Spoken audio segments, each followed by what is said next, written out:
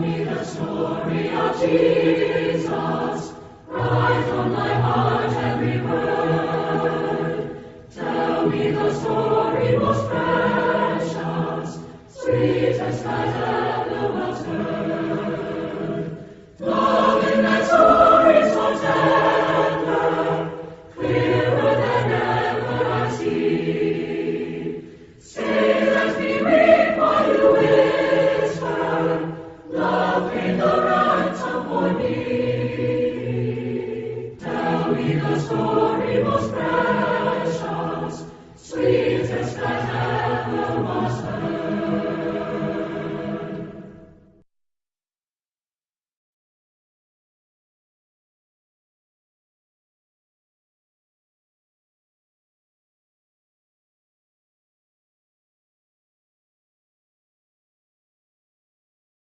Okay, this morning I'm going to preach a sermon that I borrowed a lot of this from Elder Mott, I don't know, a bunch of years ago.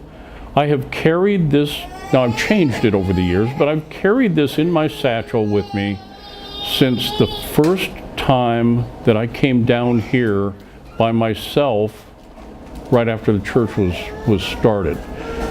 It's been in the satchel every trip, and I always kept intending to preach it, and I just never got around to it. It just never felt like it was the time to do it. So today I'm going to do it, and this is on. We're going to talk about Moses. I want you to turn first. Our home text is Hebrews chapter 11. I want you to go there. Hebrews chapter 11. What is it? Hebrews chapter 11.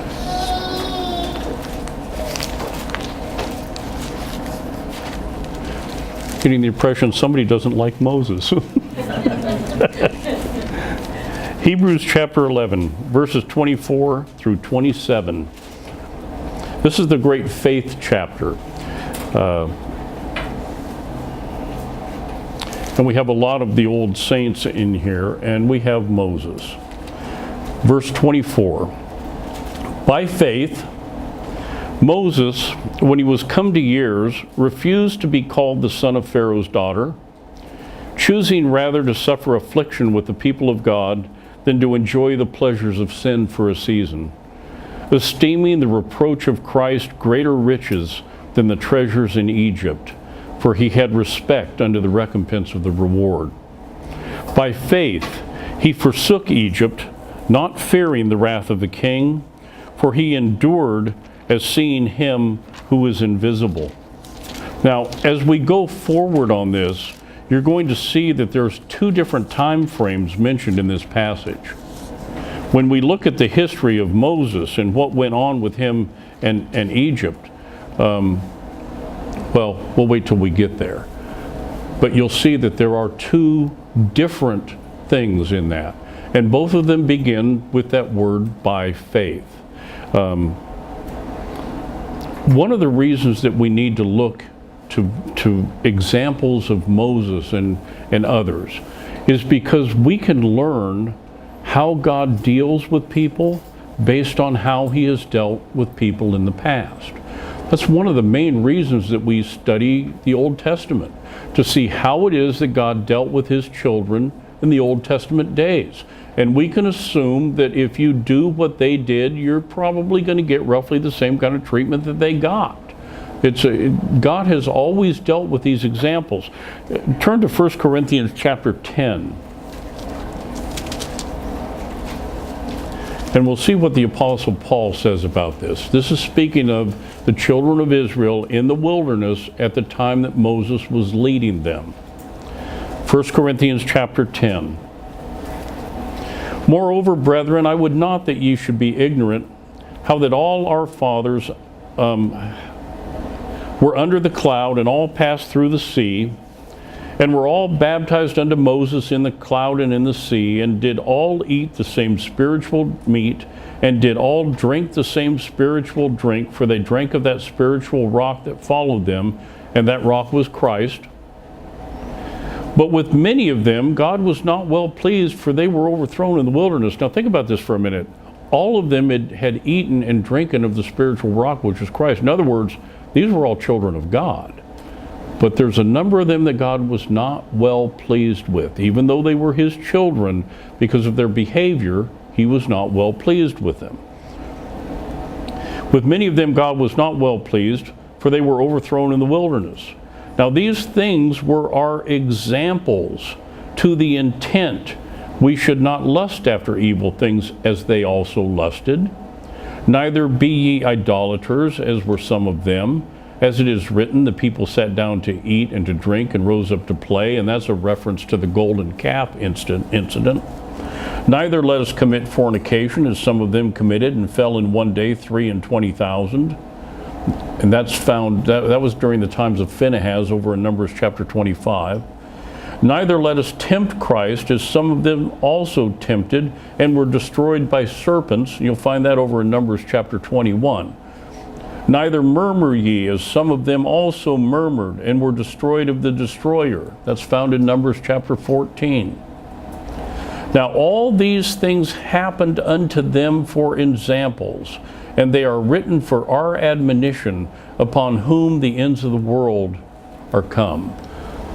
We look at different Bible characters and we can learn from them. They are examples to us.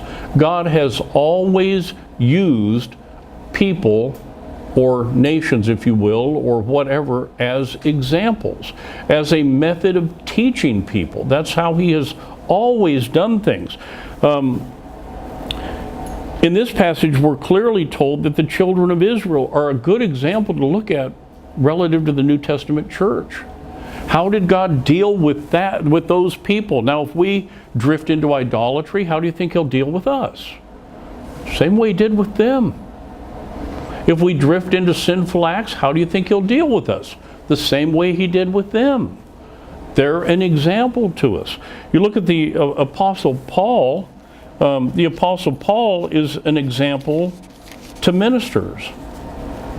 If we follow, if New Testament ministers follow what the Apostle Paul teaches, then he's our example. He is our Gentile, our apostle, especially if you're a Gentile. We're told in his letter to Timothy, the young preacher, 1 Timothy chapter 4 and verse 6, he says, if thou put the brethren in remembrance of these things, thou shalt be a good minister of Jesus Christ, nourished up in the words of faith and of good doctrine whereunto thou hast attained. And so it's important that ministers pay attention to what it is that he told Timothy and make sure that they bring the people into remembrance of that. That's why we're always hammering on certain doctrines, because Paul told us to do it. Paul said, do this and you'll be a good minister. Now, you may not think that we're good ministers, but you're not the ones that we have to worry about. The Lord Jesus Christ is the one I have to worry about. He's the guy I have to answer to. So his book tells me to put people in remembrance of certain things. And now ministers are examples also. Ministers are examples to the flock. This was something that was told to me by my father in the ministry many years ago.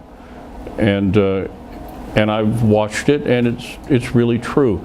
If you've ever seen birds fly in a formation, you notice that they always fly in a V pattern. Now there's reasons for that, but we don't have to worry about those reasons because we're not birds. But there are reasons that they do that. But the analogy fits, because as a minister, you're out front. And he said you can expect people, nobody's going to follow right behind you. You're not going to have anybody follow right behind you. That's just not going to happen. They're either going to follow a little bit to the left, or they're going to follow a little bit to the right, and they're going to veer out. Some of them are going to be farther out here than others. That's the way it's going to work. It's going to look like a V pattern. So what you have to do is live your public life in such a way that you are pretty much in the middle.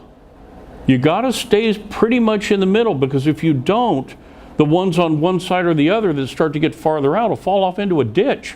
You've got to make sure that you're not so far over here that people on this side out here are going to be lost away because they fell into a ditch. And you got to make sure you're not so far. You got to kind of stay kind of in the middle. And that's one of the reasons that amongst the pastors, nobody really knows us other than our families, because we have to stay in the middle. We have to watch out for the flock. We have to make sure that even though I might really want to lean over, I can't. Because if I do, the fear is that somebody out here on the edge, I'm going to lose them. I've got to stay over here. And we are an example. You want to know how you should get along so that you can sail through life without too many difficulties? Watch the pastor.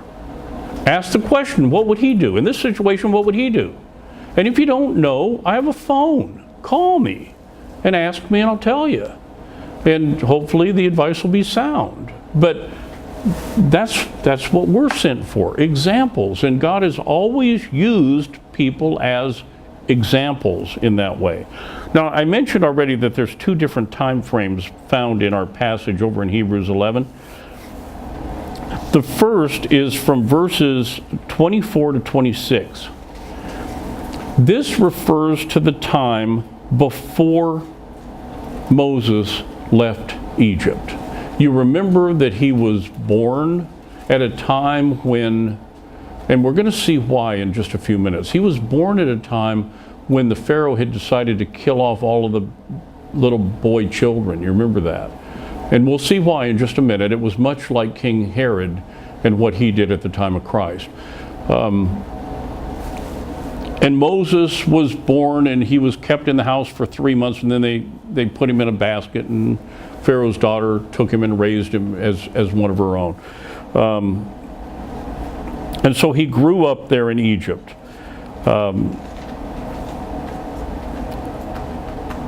And in this passage, this first part of the passage refers to what happened prior to him running off into the wilderness, going into the. It has to. The second passage refers to when he came back and stood before Pharaoh. But the first time he was, in verse 27 it says, by faith he forsook Egypt, not fearing the wrath of the king. Well, that doesn't fit with the first time. With the first time he absolutely feared the wrath of the king, and that's why he took off and went to Midian to run away from him. So the first verse is dealing with a different time frame, but it's interesting to break down these time frames, and because both of them say by faith, and it's important to see what it was that he was believing. I mean, faith cometh by hearing, and hearing by the word of God. What was it that he had? How could he have faith when he did what he did? And again, I don't want to get too far ahead of myself. Now, I want you to turn to Genesis chapter 15. Now, we know that since Moses was the author of the first 5 books of the Bible, and they hadn't been written yet, then what he had was primarily oral. That's what the Jews had for many, many years. There was an oral tradition that they had that was passed from generation to generation. At least as far as we know, the scripture didn't start until Moses. Job was probably written, but that was all that was out there. Moses started writing all of this other stuff himself. So he knew the things of God because his parents had taught him the things of God, and because others had, he heard, he knew certain things. And he had faith in those certain things that he had heard. In Genesis chapter 15, verses 13 through 14, we read this. And he said unto Abram, know of a surety that thy seed shall be a stranger in a land that is not theirs, and shall serve them and shall afflict them 400 years. And also that nation whom they shall serve will I judge, and afterward shall they come out with great substance. And thou shalt go to thy fathers in peace, thou shalt be buried in a good old age. So Moses knew that God had promised Abraham, or told Abraham, that there was going to come a time when the Israelites would be in somebody else's land, and they would be there for a while until God took them out of there. So he's living in Egypt. How'd they get to Egypt? Why are they in Egypt? And why are they slaves in Egypt? Well, because during the time of Jacob, you will remember, there was famine in the land. And so Joseph, Jacob's next to youngest son, had become a ruler in Egypt, and he welcomed them into Egypt so that they could live there, and Pharaoh allowed it. And they were there for several generations. Well, over the course of time, we ended up with somebody that didn't know who Joseph was and didn't understand the story, and they'd become slaves in Egypt. And that was at the time that Moses grew up. So we knew that was coming. He knew that there was a promise out there that the day would come when God would call his people out of Egypt. He knew that. And he believed that. And he also believed that time was at hand. Now, he had a reason for that. There is a reason. I want you to keep your finger here because we're coming right back again. But I want you to turn over to Acts chapter 7. In Acts chapter 7, we have Stephen preaching, and he preached such a strong message that they decided to throw rocks at him and kill him. I guess if you can't argue with logic, you can argue with a boulder. Acts chapter 7, verses 17 through 22. We read this. But when the time of the promise drew nigh, which God had sworn to Abraham, the people grew and multiplied in Egypt, till another king arose which knew not Joseph. The same dealt subtly with our kindred, and evil entreated our fathers, so that they cast out their young children to the end they might not live, in which time Moses was born, and was exceeding fair, and nourished up in his father's house 3 months. And when he was cast out, Pharaoh's daughter took him up, and nourished him for her own son. And Moses was learned in all the wisdom of the Egyptians, and was mighty in word and deed. So Moses was raised up to be an Egyptian, but he wasn't an Egyptian, he was a Jew. But he was raised as, now you think about this. This puts him in a very interesting position. Because here we have Moses being raised in all the wisdom of the Egyptians. He knew so much more than probably we do. We think about this stuff, they still don't know how they built the pyramids. They can't figure out how they did that. Well, they knew how they did it. They were smart enough to figure out how they did it because they did it. And we're sitting here, still can't think of how in the world they did it. Well, they were that much farther removed. We're that much farther removed from Adam. We're another bunch of thousands of years removed from Adam. And while we might think we're smarter than the generation before us, I got news for you. We're not. And it has nothing to do with the dumbing down of the public school system. The dumbing down of the public school system is because the population is dumber than they were the generation before them. And the generation before them was even smarter. And the generation before them was even smarter. And you keep going back. I think about this. My father, when he graduated from high school, you realize he had to get through calculus just to get out of high school? And now you're almost in graduate school before you take that class. Evolution ain't working, folks. We're devolving. We're not evolving. And Moses was learned in all the ways of the Egyptians, things that we to this day can't figure out how in the world they did them. And Moses knew it. Now, Moses was also, according to Cecil B. DeMille, in line to be Pharaoh. Whether that's true or not, I don't know. That's Cecil B. DeMille. But he could very well have been. He was raised as as the son of Pharaoh's daughter. He could very well have been in the royal line. He could very well have been that guy. That's important to understand as we go further, because when you think about the things that he forsook for the sake of God, think about Egypt. The treasures of Egypt. Unbelievable amounts of treasure and power. They were a world empire.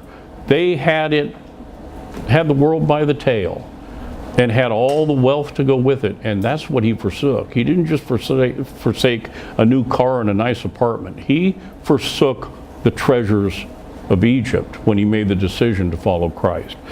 And that's going to be important here in a second. So he knew, somehow he had an inkling that the time was coming.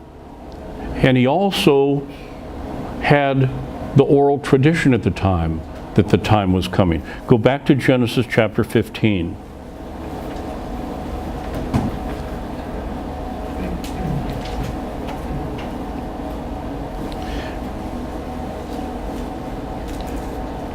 And look at verse 16. But in the fourth generation they shall come hither again, for the iniquity of the Amorites is not yet full. God told Abraham how long the children of Israel would be in Egypt. 4 generations. It would be in the 4th generation that they would come out. Now I want you to turn to Exodus chapter 6. And while you're turning there, remember that it was Joseph that went down into Egypt, Jacob's son, and it was all of his brothers that then traveled and moved into Egypt, right? It was the 12 sons of Jacob. Now Jacob went down also, but he was an old man at the time. So we will count that first generation as the generation of the sons of Jacob.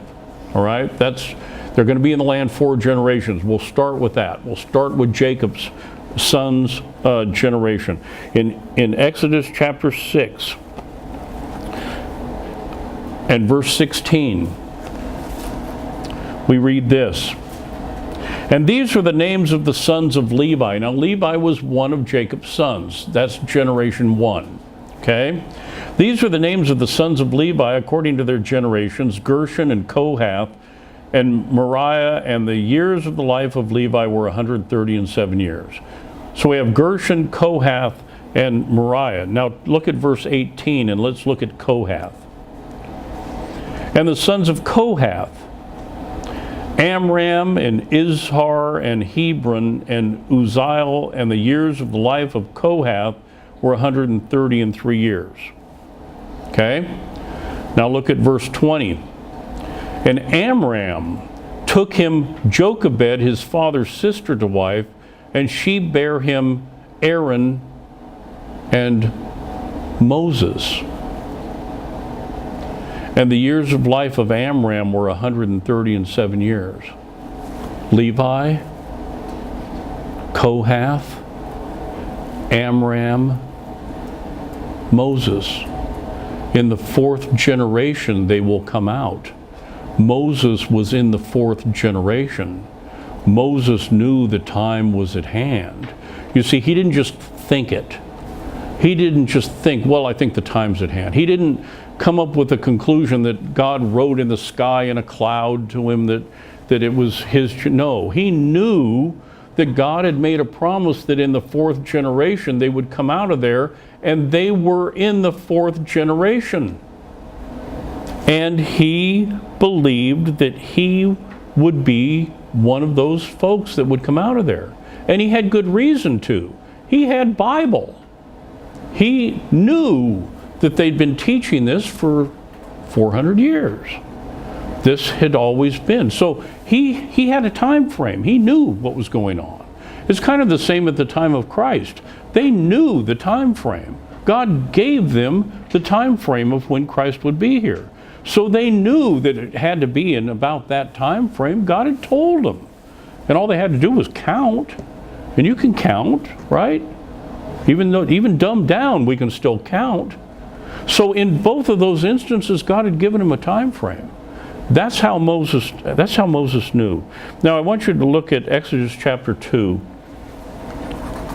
And we'll look at the turning point in Moses' life as he's growing up, the son of Pharaoh's daughter. And yet, while I'm not him, I can only imagine, based on experience, how there was a pull to go visit his own people. How there was if you're a child of God, you have a desire within you to go find your own people, to go find others of God's people. If it works that way with us, it would have worked that way with Moses as well. And he had that same pull, that same desire to go find his own. And we're told in Exodus chapter 2, beginning at verse 11, "And it came to pass in those days when Moses was grown, that he went out unto his brethren and looked on their burdens, and he spied an Egyptian smiting an Hebrew, one of his brethren. And he looked this way and that way, and when he saw that there was no man, he slew the Egyptian and hid him in the sand." Well, even if you're the son of Pharaoh's daughter, you don't kill an Egyptian. That meant death. You don't kill another Egyptian, especially if you're a Jew. I don't care who raised you. You don't kill an Egyptian. You're a dead man. And that's why he ran at that point. That was a turning point. There was nothing else he could do at that point. Look at verse 15. "Now when Pharaoh heard this thing, he sought to slay Moses. But Moses fled from the face of Pharaoh and dwelt in the land of Midian, and he sat down by a well." You see, that's why that first part of the passage is talking about this, and the second part can't be, because the second part says he didn't fear the wrath of the king. He feared it this time. When he made the decision to leave what he had in Egypt and go help his brethren and service them, and take that upon him, at that time he still feared the wrath of the king. And when he was found out, he hightailed it to Midian and spent 40 years out there. Now, why did he make the decision to help his brethren? What was in his head that gave him the idea that he should do that? Why did he make that decision? What do you think? Well, let's turn to Acts. Back to Acts chapter 7. And we'll continue with what Stephen was saying. Acts chapter 7, beginning at verse 23. Well, let's look at, verse 23. "And when he was full 40 years old, it came into his heart to visit his brethren, the children of Israel. And seeing one of them suffer wrong, he defended him and avenged him that was oppressed and smote the Egyptian."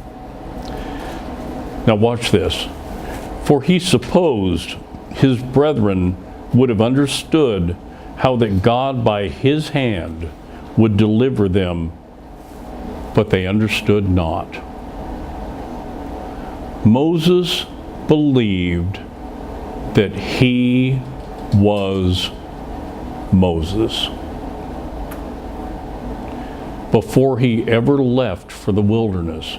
He believed that God had called him to be the man to deliver the children of Israel from Egypt. Interesting, huh? If you've never seen that one before. And he thought that these people would understand that he was the deliverer. And they didn't. And so he ran.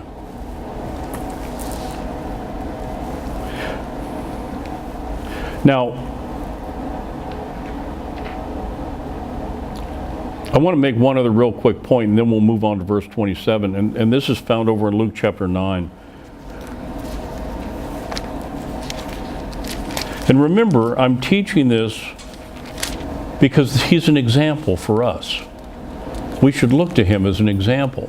And some of the things that happened to him, and how he handled the things that happened to him, are good teaching for us. In Luke chapter 9, verse 23, Jesus says, "If any man will come after me, Let him deny himself and take up his cross daily and follow me. For whosoever will save his life shall lose it, but whosoever will lose his life for my sake, the same shall save it. I just read that. Whosoever will save his life shall lose it. Moses may have possibly been able to fall on his hands and knees and plead for mercy and stay in Egypt. He might have been able to if he wanted to try to hang on to that life, but he knew he couldn't. He knew that it would be better for him to leave. And if you look at Egypt as a picture of the world, which is exactly what it is, you go back and look at how Egypt is used in the scripture, you're going to see that's the world. You have Moses leaving the world and going to suffer affliction with the children of God, which is a beautiful picture of somebody making the decision to go join his brethren and be in the church rather than stay on the outside. And that's what we have to think about here. When it comes to the point of the example, think from the standpoint of Moses leaving the world, the riches of Egypt that were in his hand, turning his back on all that wealth and going to suffer affliction with the children of God by joining the church. That's the picture that we have of Moses. At the time, we understand that he was, in his mind, he was fleeing because of the wrath of the king. But in reality, that's the example that we can take from that.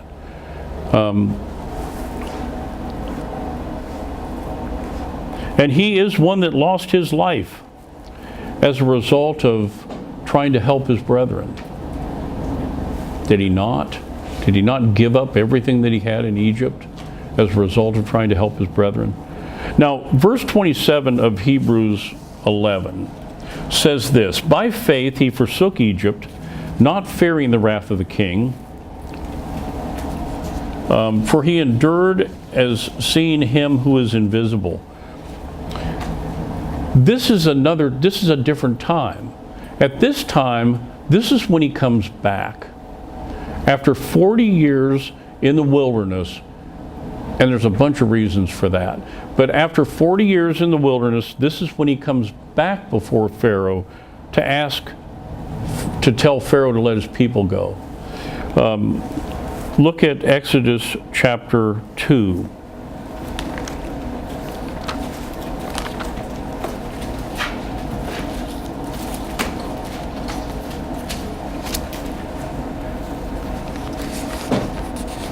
Exodus chapter 2, verses 14 through 15.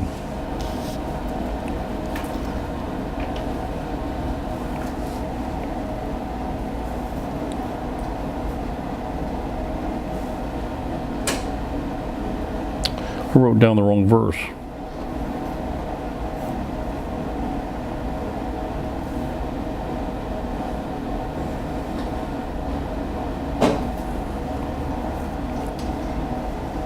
Oh, okay. Here's my point. The forsaking of Egypt in Hebrews 27 is not the same as the first one. The first one is what we read here in Exodus chapter 2:14. This is right after he went out the next day and ran. He thought at the time that he slew this Egyptian and hid him in the sand and nobody saw him. He thought that he got away with it. He thought that he was okay. Until he went out the next day and ran into a couple of guys. And when he ran into this couple of guys, and they were fighting with each other, and he told them, knock it off. Quit fighting with each other. The two of you are brethren. And they said to him, who made thee a prince and a judge over us? Intendest thou to kill me as thou didst kill the Egyptian? You see, he then knew that people saw him. And he knew the word would get out. And that's how the word got out. Got that in the wrong spot. I'm going to fix that. Now, there is one point that we need to understand, though. When Moses left the first time, he left because of fear. And fear is a terrible thing, because fear is the antidote to faith. I want you to look at Proverbs chapter 29. and verse 25. The fear of man bringeth a snare, but whoso putteth his trust in the Lord shall be safe. Fear is anything that you are afraid of is something that you lack faith in. It's an area that you lack faith in. If you're really truly afraid of something, it's because you don't have faith in that area. Whatever you stumble into that you find that you're afraid of. He was afraid of Pharaoh because he didn't believe apparently that God could see him through. Now, think about this for a minute. He believed that he was the deliverer. He believed that he was called of God to be the man to deliver the children of Israel from Pharaoh, and yet he was afraid that Pharaoh would kill him and he wouldn't be able to do his job. If he was called of God to be the deliverer, wouldn't God not make sure that he was okay? You see, that's where this lack of faith and fear fall in. Wherever you are fearful, you're fearful because in that area you don't have enough faith. And the only way to get faith is by exercising it and practicing the faith you've got. And God gives you a little bit of faith in regeneration. Now He calls on you to step out and practice it and exercise it. If you don't, well, then you just don't ever grow. If you do, then He gives you a little bit more. And He has endless supplies of it, so He's never going to run out. And so any time in your life where you see something that you're fearful of, understand that fear is indicative of the fact that you are lacking faith in that area, and it's time to get down on your knees and ask God to give you more faith. You shouldn't be afraid of any of it. What do you have to fear? There's nothing to fear. And yet Moses was fearful and ran off and went to Midian. Don't get me wrong, it's not like I've never done something like that. We're all guilty of this one. But the fact of the matter is that any time that you begin to get fearful about something, you better check and see where you're at, where you stand faith-wise. Okay? Because whatever it is, God can get you through that. In Revelation chapter 21 and verse 8, we read, "But the fearful and unbelieving and the abominable and murderers and whoremongers and sorcerers and idolaters and all liars shall have their part in the lake which burneth with fire and brimstone, which is the second death." That's where lack of faith comes. These people don't have any faith because they're wicked. It's okay for them to be fearful. It's not okay for you. If you are of the household of faith, you have no reason to be afraid of anything. So anything that you start to think that you're fearful of the government, don't be fearful of the government.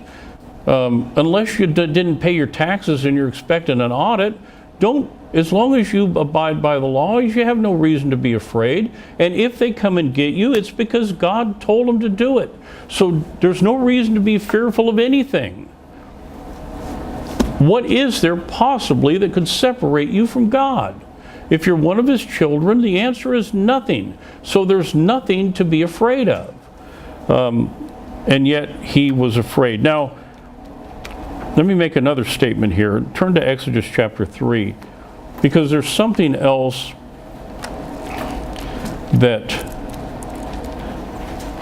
there's another reason that Moses spent 40 years in the wilderness tending another man's sheep. There's another reason for that. Besides his lack of faith when he ran and his fear, there's another side to this. Exodus chapter 3 and verse 10.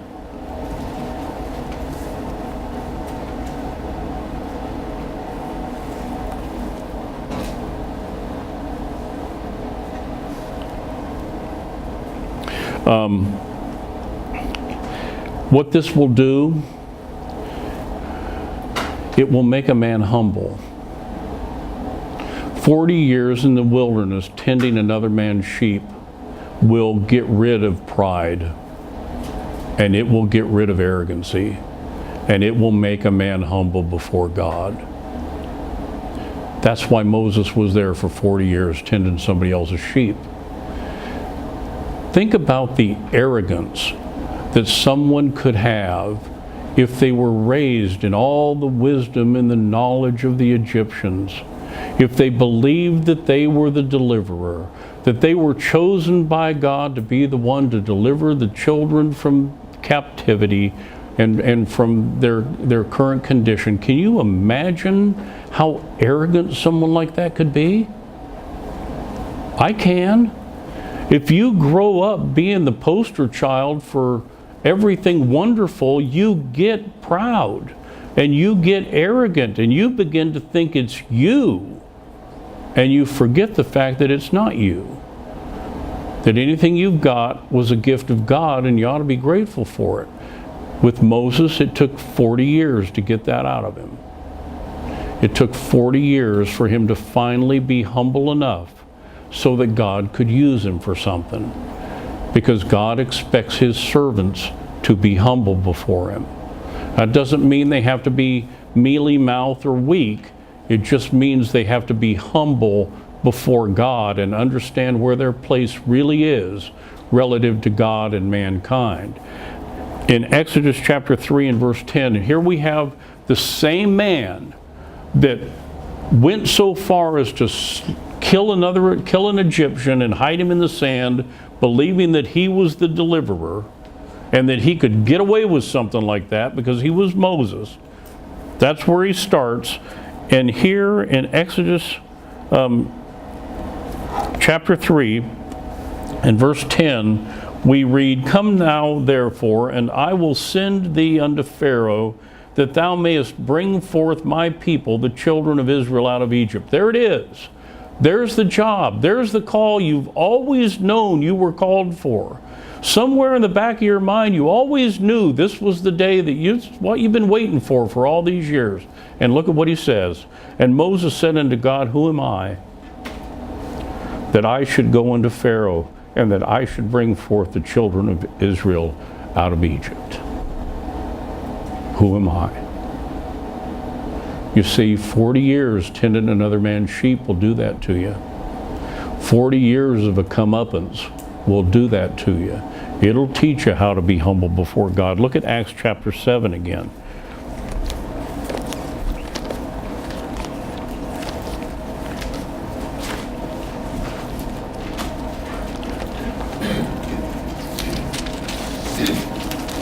Acts chapter 7, verse 25. "For he supposed his brethren would have understood how that God by his hand would deliver them, but they understood not." There's the beginning and the end. You start with someone with that attitude, you end up with somebody that doesn't even think they can do the job, doesn't even think they can talk, doesn't even think they can put a lesson together, doesn't think, how in the world can you use me? I'm nothing but a sheep herder. Got rid of all that extra stuff that he learned from Egypt and got humble. And that's important because God demands that his servants be humble before him. Look at Deuteronomy chapter 8.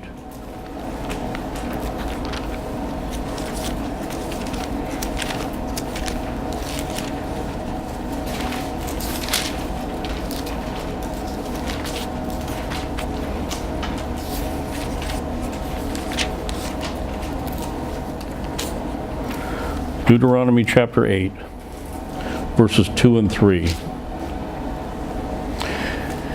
"And thou shalt remember all the way which the Lord thy God led thee these 40 years in the wilderness, to humble thee,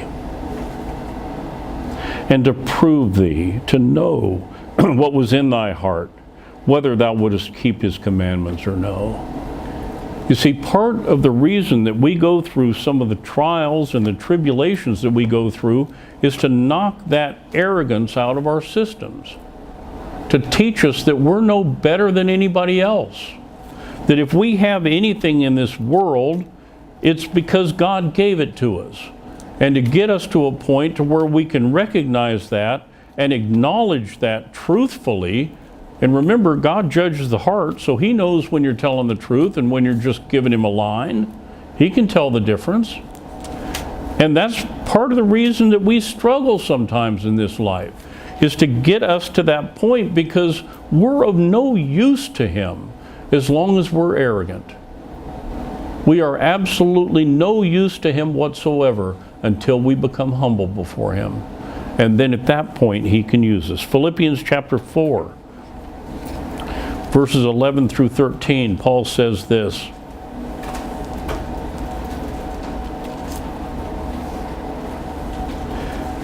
"Not that I speak in respect of want, for I have learned in whatsoever state I am therewith to be content. I know both how to be abased, and I know how to abound. Everywhere and in all things I am instructed both to be full and to be hungry, both to abound and to suffer need. I can do all things through Christ, which strengtheneth me." That was the Apostle Paul. He'd learned that. He had to learn from experience how to get along regardless of where he was at the time. Whether he was rich or whether he was poor, God had taught him that He would always be there for him. Well, you know what? That makes you humble. When you realize that every time you eat a meal, it's because God saw fit that you could have it, and you actually thank Him for it from the heart, that's when you start getting to the point where He can use you for something, because that's where you need to be. Look at Matthew chapter 23.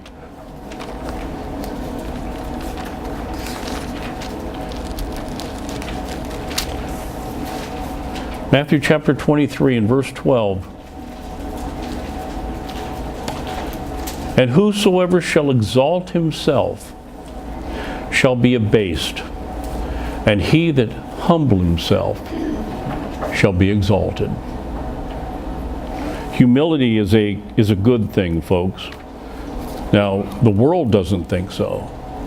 You try to run for political office, if you're humble, you're not going to get very far. You try to climb the ladder in the world's patterns of employment, and if you're not willing to step on other people, you're probably not going to get very far.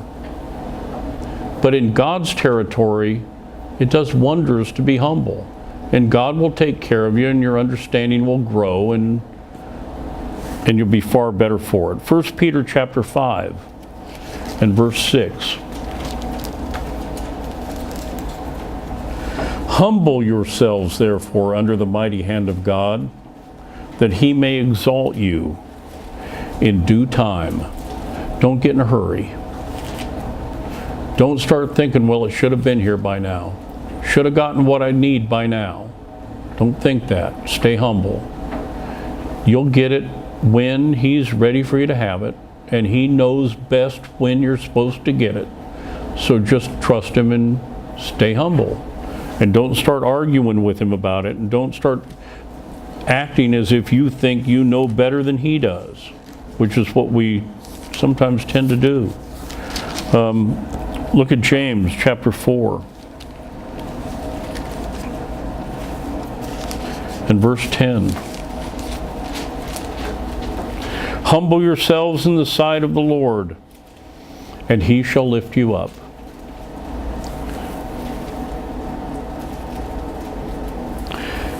And finally, we're told over in 1 Corinthians chapter 4.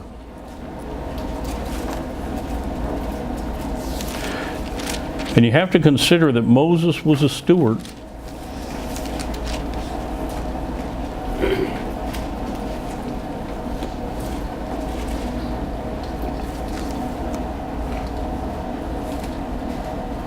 Moreover, it is required in stewards that a man be found faithful.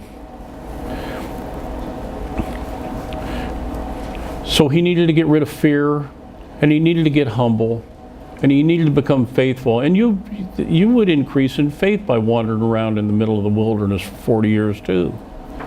You would truly start to understand that God's there taking care of you. Now, there's another reason for that, and I don't want to get too far into this, but when you stop and think about it, God then sent the children of Israel right back into the same wilderness that He'd been wandering around for the last 40 years. He already knew where all the watering holes were. He already knew the lay of the land. He'd been out there for 40 years. Who better than to send the captain out there that knows the land? So that's another side of the story. But primarily for today's message anyway, we're looking at the fact that Moses had to be ready for the job that he was called to do. And that was the way that God went about training him. Now, when he appeared before Pharaoh, I want to point this out to you. There were there were 12 refusals. There were a total of 12 times that he asked to let the people go that Pharaoh refused him. We're not going to look at all of those, but there were 12 of them. And there were 4 compromises. There were 4 times that Pharaoh tried to make a compromise with him. And I think you'll notice that these compromises that Pharaoh tried to make with Moses are not much different than the compromises that we deal with every day of our lives. There's nothing new under the sun. The things that Pharaoh came to Moses with and tried to get him to compromise on are not much different than what you run into every day of the week. Compromises that you have to consider, things that people say, and you have to make a decision. Do I stand here or do I compromise there? So let's take a look at those real quick. The first one is found over in Exodus chapter 8. You remember Moses had gone in and told Pharaoh to let these people go.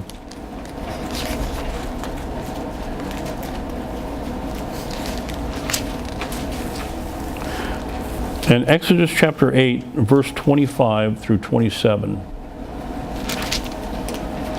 And Pharaoh called for Moses and for Aaron and said, "Go ye sacrifice to your God in the land."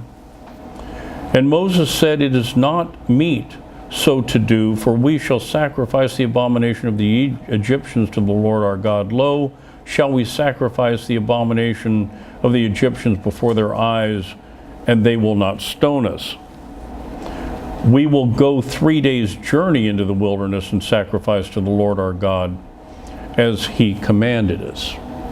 In other words, what Pharaoh came along with was, okay, you can go serve your God. Don't go too far. Don't go too far. You're supposed to go 3 days, just go a day. Don't go all the way.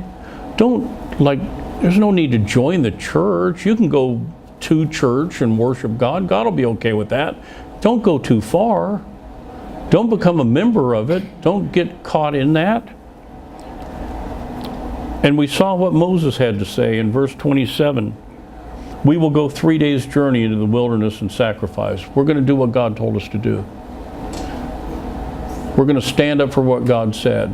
That was Pharaoh's first compromise, and you've probably heard that one yourself. Or a version of it, variation of it.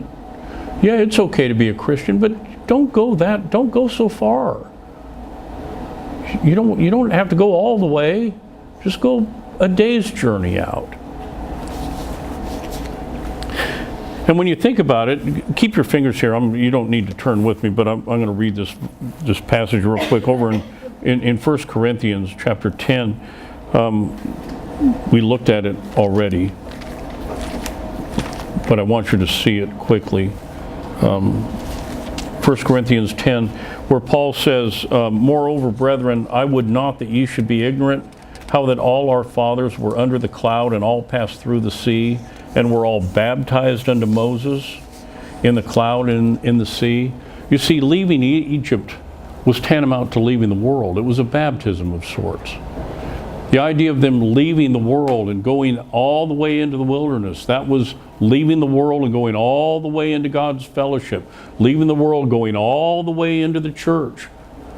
And Pharaoh was trying to get them to, well, don't go all the way. Just get up to the water, but don't get in it. It's okay, you can just go that far. Don't go all the way. Compromise number 1. Compromise number 2, found in verse 28. And Pharaoh said, "I will let you go, that ye may sacrifice to the Lord your God in the wilderness. Only ye shall not go very far away. Entreat for me." Okay?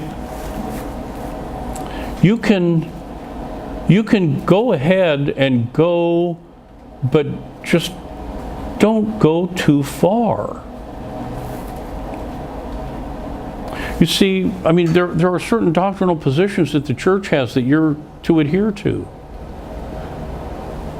This would be tantamount to saying, yeah, you can go ahead and join the church. Go ahead and join the church. But you know what you do in secret, that still stays in secret, right? I mean, if you really feel like you need to celebrate holidays or something, well, you can probably do that because nobody's going to know about it. Well, except God's going to know about it. And there are those that will make that position. Primitive Baptists make that position. I had a discussion with a Primitive Baptist pastor one time. He was all over us because we don't celebrate holidays. And his whole deal was, well, you know, we don't, what they do in their home, we're not, you know, we don't do it in the church. We won't put a tree in the church, but we're not going to stop them from doing that in their home. Well, that's the same compromise that Pharaoh's making here. You know, go ahead and serve your God, but just don't go too far. Don't do that. And Moses answered to that in verses 29 through 32. And Moses said, Behold, I go out from thee, and I will entreat the Lord, that the swarms of flies may depart from Pharaoh, from his servants, and from his people tomorrow. But let not Pharaoh deal deceitfully any more in not letting the people go to sacrifice to the Lord. And Moses went out from the Pharaoh and entreated the Lord. And the Lord did according to the word of Moses, and he removed the swarms of flies from Pharaoh, from his servants, and from his people. There remained not one. And Pharaoh hardened his heart at this time also, neither would he let the people go. Understand that. Whenever someone is trying to get you to compromise, they're not looking out for your better interest any more than Pharaoh was looking out for the better interest of the children of Israel. Not in any way, shape, or form. His third compromise is found in Exodus chapter 10. Exodus chapter 10, verses 10 through 11.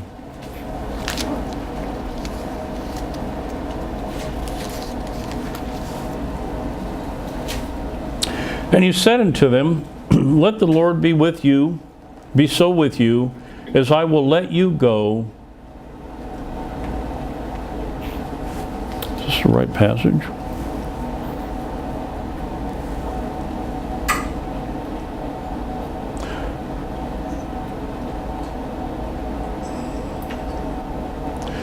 And he said unto them, Let the Lord be so with you, as I will let you go, and your little ones look to it, for evil is before you. Not so, go now, ye that are men, and serve the Lord, for that ye did desire, and they were driven out from Pharaoh's presence. In other words, what he's saying is, the men can go, but leave the kids behind. Don't take them with you. It's evil out there. They'll be hurt. Don't take the kids. Adults, yeah, you can go ahead and go. You go ahead and join the church, but don't bring the kids into that. They're not members of the church. You know, and you sure don't want them to be looked at as weirdos or anything, right? So don't bring the kids along. You run into that one? I know people that have run into that one. Yeah. Adults, yeah, you can join the church, but, you know, leave the kids with us. Don't bring them into it. Look at Moses' answer. This one's going to be found over in Deuteronomy. Keep your fingers in Exodus, but over in Deuteronomy chapter 6, we have an answer from Moses that is very telling. Deuteronomy chapter 6, verses 3 through 7. Hear therefore, O Israel, and observe to do it, that it may be well with thee, and that ye may increase mightily, as the Lord God of thy fathers hath promised thee, in the land that floweth with milk and honey. Hear, O Israel, the Lord our God is one Lord. And thou shalt love the Lord thy God with all thine heart, and with all thy soul, and with all thy might. And these words which I command thee this day shall be in thine heart, and thou shalt teach them diligently unto thy children, and shalt talk of them when thou sittest in thine house, and when thou walkest by the way, and when thou liest down, and when thou risest up. Doesn't sound like he goes along with the idea of leaving the children behind. No, he believes that you should be teaching the children. Look at Joshua. Joshua chapter 24. Joshua had given this big long speech toward the end of his life for fear that the children of Israel were going to drift right back into the same stuff that they'd come out of. And he says here in verse 14, Joshua chapter 24, verse 14, "Now therefore fear the Lord and serve him in sincerity and in truth, and put away the gods which your fathers served on the other side of the flood and in Egypt, and serve ye the Lord. And if it seem evil unto you to serve the Lord, choose this day whom you will serve, whether the gods which your fathers served that were on the other side of the flood, or the gods of the Amorites in whose land you dwell. But as for me and my house, we will serve the Lord." Those are the children. Don't leave the children behind. And finally, Ephesians chapter 6. See what Paul's answer would be.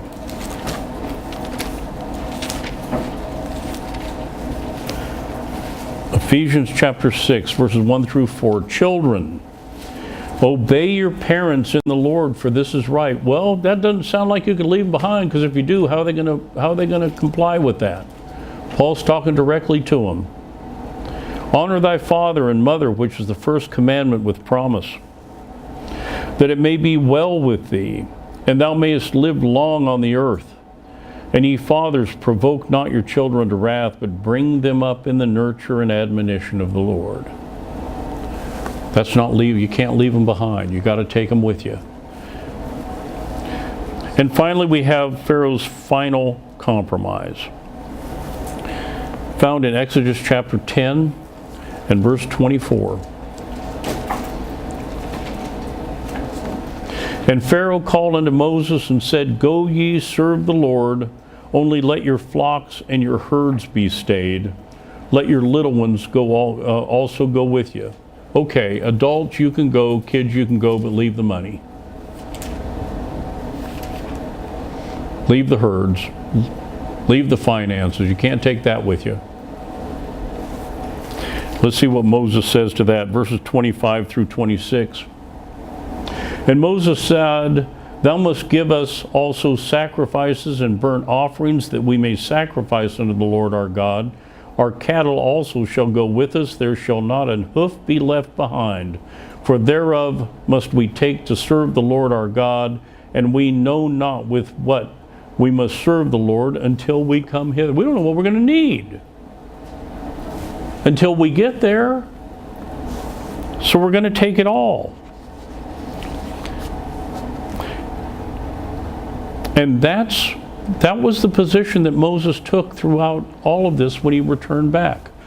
All of the compromises that came before him, he stood for God, knowing that at any moment Pharaoh could have taken his head off at this point. He was standing before the God of this world, and whoever the human was, whoever that Pharaoh was. That was the most powerful man on planet Earth at the time. And he was standing there arguing with him and saying, "No, I'm not going to do what you're telling me to do." Little bit of difference from before, huh?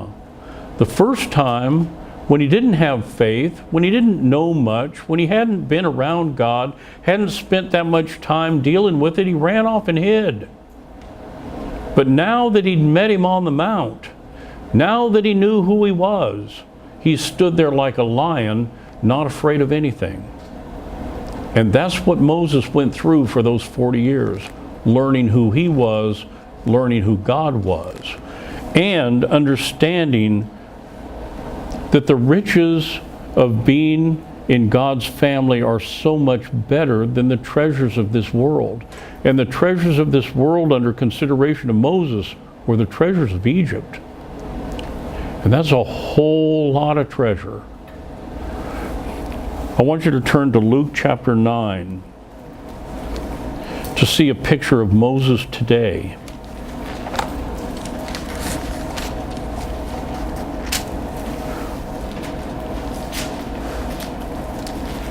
Luke chapter 9, beginning at verse 28.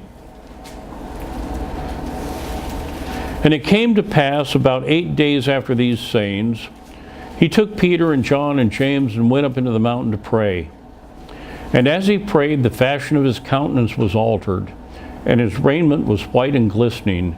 And behold, there talked with him two men, which were Moses and Elias, who appeared in glory, and spake of his decease which he should accomplish at Jerusalem.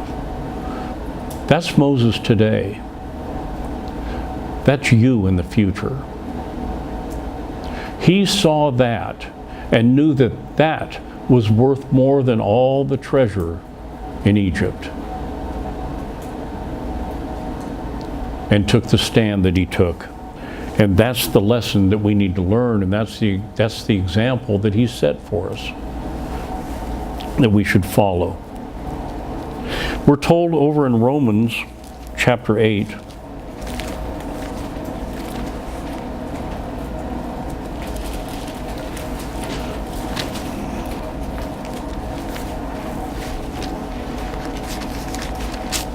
in verse 17,